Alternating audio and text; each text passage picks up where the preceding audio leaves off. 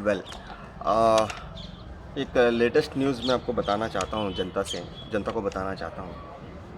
और ये खबर ये है कि जो हमारे देश के जो रेलवे डिपार्टमेंट है और उसके जो मंत्री हैं पीयूष गोयल जी, उन्होंने एक स्टेटमेंट दिया है, एक आर्टिकल आया है न्यूज़पेपर में कि लगभग 50% ऑफ द एम्प्लॉयज़, इनकी एम्प्लॉयमेंट जो है रेलवे डिपार्टमेंट में कम होने के चांसेस हैं। और उसका कारण वो बता रहे हैं कि चाइना में जो रेलवे डिपार्टमेंट है वहाँ पर बहुत ही कम एम्प्लॉयज़ हैं जो पूरे रेलवे डिपार्टमेंट को संभाल रहे हैं। तो अननेसेसरी भारत में रेलवे डिपार्टमेंट के अंदर एक्स्ट्रा एम्प्लॉयज़ को रखने की क्या ज़रूरत है। तो वो उस हिसाब से एम्प्लॉयज़ को कम करके बजट को देश का जो बजट है उसको सेव करने की बात कह रहे हैं। ऐसा पीयूष गोयल जी का स्टेटमेंट है। 50% ऑफ द एम्प्लॉयमेंट के लिए जो डिक्रीज़ होने के चांसेस हैं। तो आप इससे अंदाज़ा लगाइए कि अनएम्प्लॉयमेंट तो वैसे ही बढ़ रहा है, लोग काफ़ी सारे लोग तो बेरोज़गार वैसे ही हो चुके हैं। तो अब अगर एम्प्लॉयमेंट और घटेगा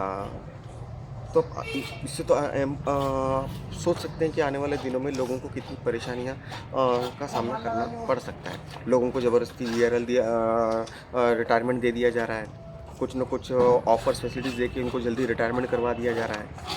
एंड रेलवे डिपार्टमेंट्स के अंदर जो नए नौकरियों की जो बात आती है वो आउटसोर्सिंग के बेसिस पे है, यानी कि एक तरह से आप ये मान के चलिए इट्स प्राइवेट एम्प्लॉयमेंट आप समझ लीजिए, कॉन्ट्रैक्ट बेसिस एम्प्लॉयमेंट समझ लीजिए। मीन्स गवर्नमेंट जॉब्स ख़त्म हो रही हैं और private jobs and contract jobs को बढ़ावा दिया जा रहा है ताकि कम सैलरी में वही काम जो सरकारी काम होते थे वही काम अब कम से कम सैलरी में सेम काम को करवाया जाए। ऐसा एक प्रावधान ये लोग लाने की कोशिश में लगे हुए हैं। तो आप अंदाज़ा लगा सकते हैं आने वाले दिनों में देश के अंदर कितनी गरीबी बढ़ सकती है, महंगाई की वजह से, पैंडेमिक की वजह से, या जो भी कारण है बजट की वजह से, वॉट एवर इट इज़। तो आप अंदाज़ा लगा लीजिए आने वाले दिनों में क्या हो सकता है।